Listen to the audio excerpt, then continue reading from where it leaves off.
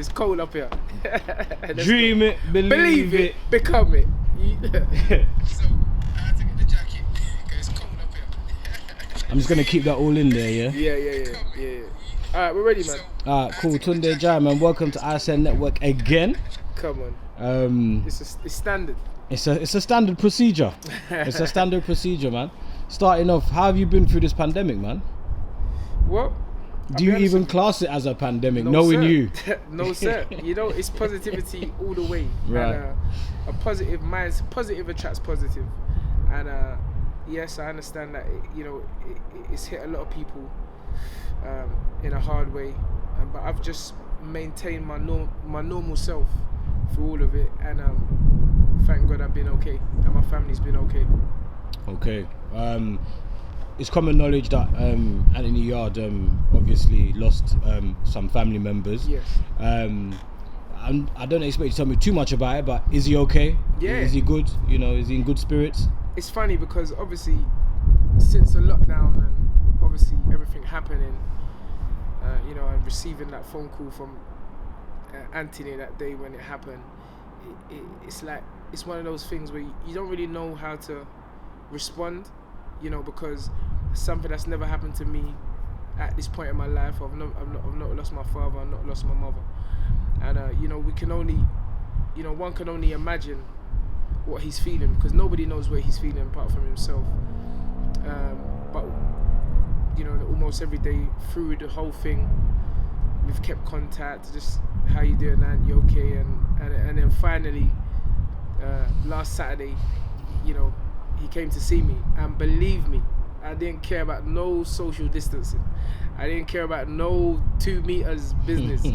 The hug, the embracing that I gave him, it was a happy moment for me, just to see. So you gotta remember, me and Anthony's been around each other since just after his 19th birthday.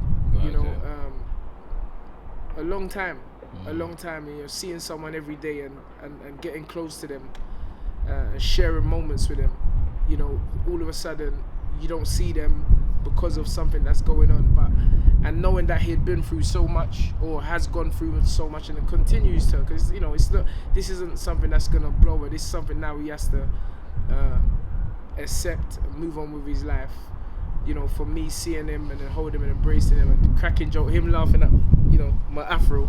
Yeah. You get what I'm saying? Even me, I don't mind. Cuss me as much as you want, but I'm just happy that he's back up running and functioning and got that beautiful smile and that warm personality that he has.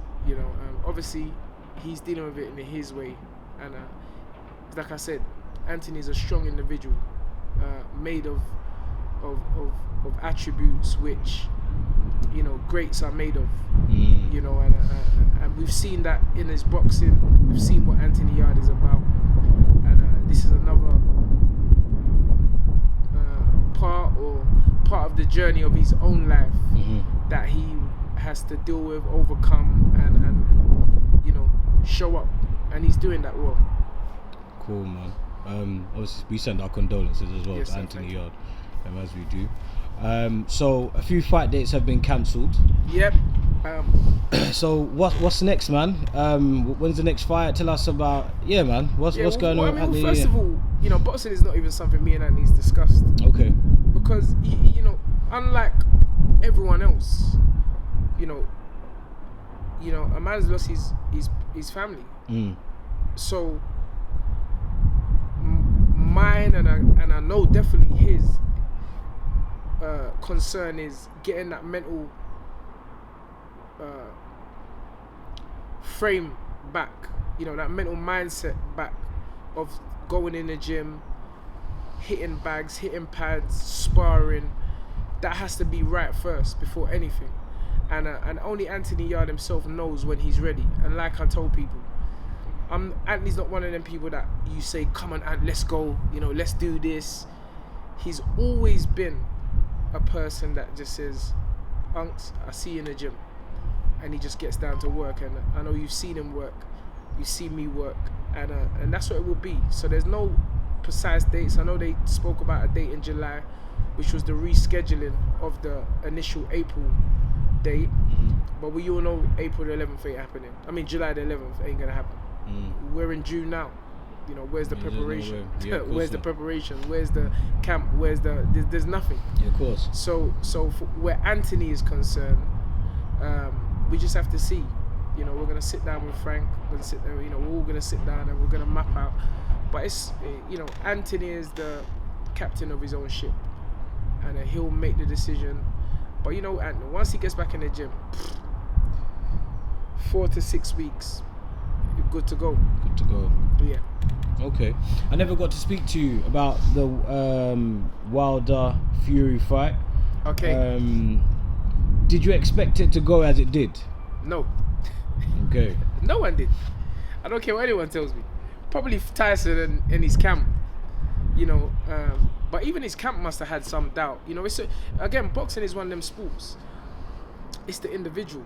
The individual has to have that self-belief, but then what you want is a team around you that believes in you as well.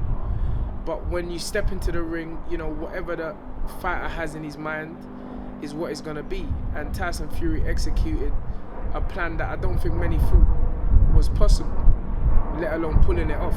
You know, he said what he was gonna do. He said he was gonna go in there, walk him down, and bust him up. You understand? And that's what he done. And you got to take your hat off to Tyson. He really stands at the top of the mountain now, in my opinion. Okay, so do you consider him the number one boxer in the world and in our country? Well, he has to be, because although I'm an AJ fan, I don't like that word fan, but although I'm an AJ supporter, yeah, you know, the results speak for themselves, and he's taken a man's oath. Up until that point, he was the most feared puncher in the heavyweight division, and nobody was gonna attempt to fight him unless the check was right. You see what I'm saying? So Tyson Fury took that gamble, because it was a gamble. You know, he was out of there in the first fight, which I had the privilege of being ringside. He was gone. So and he just not long come back from that. If you look at it, I think he had 2 fights prior to that. And so he's not only has he gone away, brushed himself off, come back, rematched the same ruthless puncher that dropped him heavily twice in the first fight, but he's gone and knocked him out and stopped him. So just based on that form, you have to give it to Tyson Fury, and that's just me just being unbiased. Okay. Because, you know, before I was saying it's AJ won. I don't care what anyone tells me. But the facts don't lie. Tyson Fury has defeated the most dangerous man in the heavyweight division. Although AJ might be the most dangerous man in the heavyweight, but the thing is that the fighters have got to fight each other to really cement that or confirm that. And Tyson Fury done that. So big up Tyson Fury, but still big up AJ. I'm still rolling with my man AJ. Okay. Do you see the third fight going the same way? I think people are really underestimating Wilder. I think that, you know, true champions bounce back from adversity. We don't know. You see, the thing about being an observer is that you never know what's going on behind closed doors with the camp, with their personal lives, how they prepared, if they underprepared, if they overprepared. No one knows that. But what I do know is when a man's got a second chance, he's coming back hungrier. And Tyson's going to know that. So Tyson's going to come back even hungrier as well. But I wouldn't make an audacious, bold statement to say the same thing is going to happen in the second fight. Okay. Because you just don't know. You know, you're dealing with the mind. The mind is a fragile thing. And anything can tip it in the wrong direction. So it's going to all boil down to what it boiled down to as the first fight, which is the preparation, the mindset, and everything else that goes with it. But I'm not going to say it's going to be a repeat. No. You don't know. You just don't know. Okay. You know, you don't know. Listen, any man that carries that kind of power is dangerous. Can he outbox Tyson Fury? I don't think so. You know, can he hit Tyson Fury and hurt him well, obviously we know he can because he done it twice in the first fight. But he did hit him with a few tough punches in the second fight, and Tyson was able to ride them. So Well, I didn't actually see them. I've heard people. I think it's the second round. I Second round, he gives him a nice one right to the temple. Yes. And Fury rode it. So I'm, as a boxing neutralist, Yes. I believe that, in my opinion, I think I can't see Wilder knocking out Fury again. Knocking him down at least. Okay. Wilder knocking down Fury. I But he can't. done it once though. He has indeed. Bro, anything done once can be done again. Okay. And he done it twice. Not once, he done it twice. Yes. Again, atmosphere, occasion, the build up to the fight. All of these are facets of a fight night that most times observers, neutralists as you call them, we're not privy to that information. So it's always about who's prepared the best. And maybe Wilder thought that the first fight really was easy. You know, when a man tells himself the same thing over and over again, he believes it. And he believed that he could just go in there and he only needs 1 second or 10 seconds of any moment in the fight to finish him. You know, and he believed that, but Tyson Fury took that belief away from him in the second fight. So we'll see. Be a good one. Okay. AJ Bishop and Bilal, I know they're not categorically your fighters. And Raza. And Amin. Jahanzab. The stock's growing. It's building. How are they all getting themselves prepared? Do they have any fight dates closer coming up or anything? Originally, we're talking about the second week in July, but nothing has been rubber stamped for those young guys. Obviously the two major signings, when I say major, they're all major, but the two big ones in this lockdown period was Amin Jahanzeb, 7-0, and Raza, who's 15-0. So again, it's the first time I've actually had the opportunity to work with people at this stage of their careers. Usually it's been building them up from, if not from the scratch, maybe they got 1 or 2 fights in. So that shows me a little bit about myself. People are respecting me and how I can direct them a lot more. I mean, I'm inundated with fighters asking me to manage them and look after them. But we don't want to get to a point where we've got so much that I can't give the attention that I do to each of my fighters. I'm not one of them guys that you phone the manager and you can't get him. You phone me and you could be talking on the phone for 2 hours. That's hours. real. You understand? And that's the relationship I like to have with my guys. So I know that Alex is training. I know that Bilal is certainly training. I know that Flashy is, bruv, his Instagram stories, it's like he's never been on lockdown. Right. Mohib Fazludin I'm talking about. We call him Flashy, but it's Mohib Fazludin. Amin, again, they went back into the gym, I think yesterday. What's today? Monday? Today is Monday. Yeah. So I think Amin was back in the gym on Friday with Haroon Headley. Okay. Raza, Hamza, he went back today. He starts today, Monday, yeah. He starts today. But hey, Haroon told me that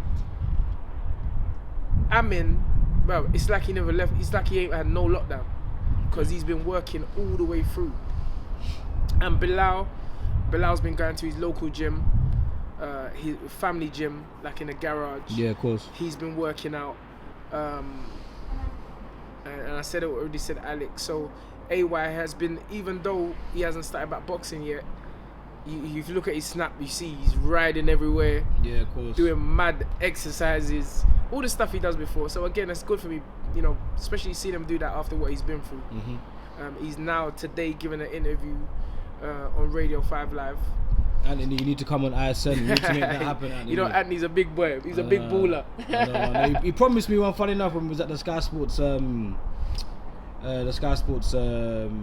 No, BT's at the BT Sports BT, Studios. Yeah, Anthony. So he'll come on when the time is right, man. 100%. Anthony's very approachable. You know, you have to just get him. You just have to get Anthony. That's it, You know, man. Anthony would never say no to nobody.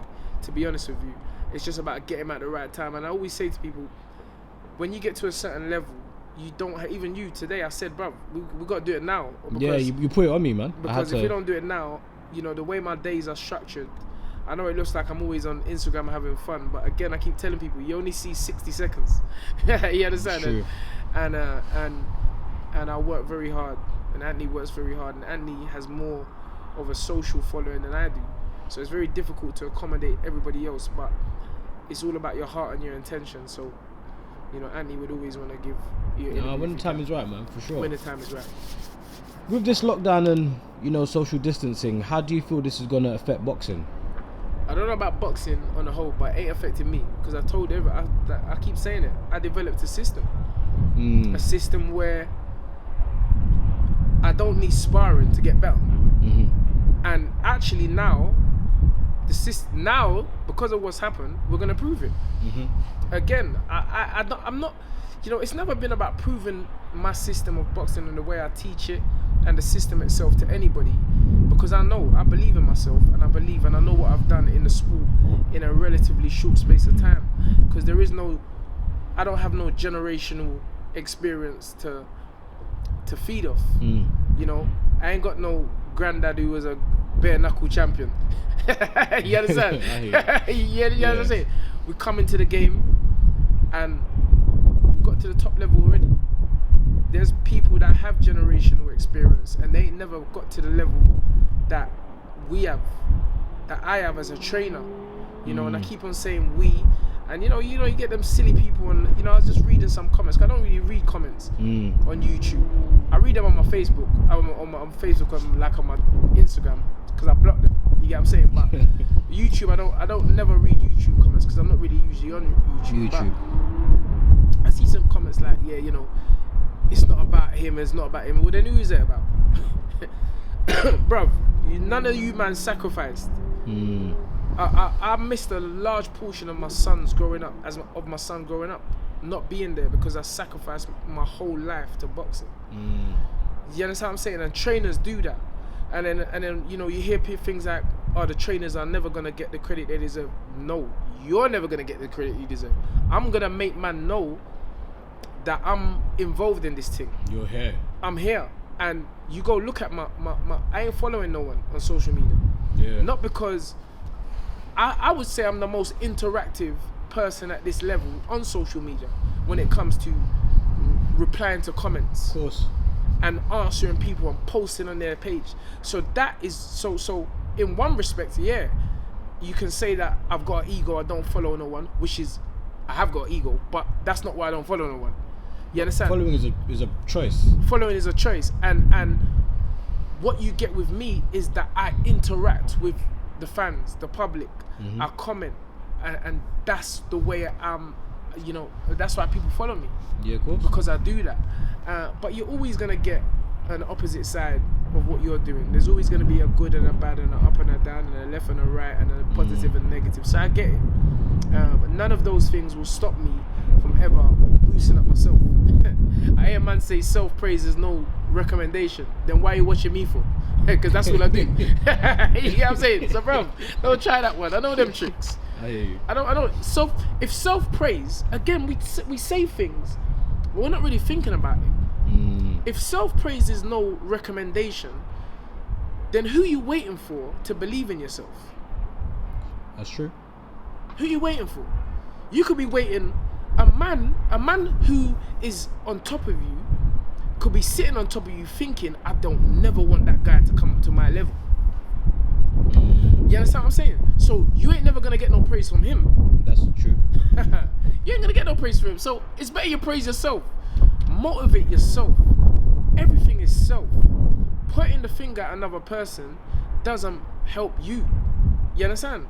You have to help yourself. You have to motivate. You have to drive yourself to get up in the morning when you wanna sleep, when you wanna press that snooze button. And that's all I do. And so I just make people know that plugs don't work without sockets. That camera don't work without a battery. and that it's ebony and ivory. It's plus, minus. That makes a battery work. And so I need you haters. Because I need you haters. You're the opposite side of the battery, the minus side.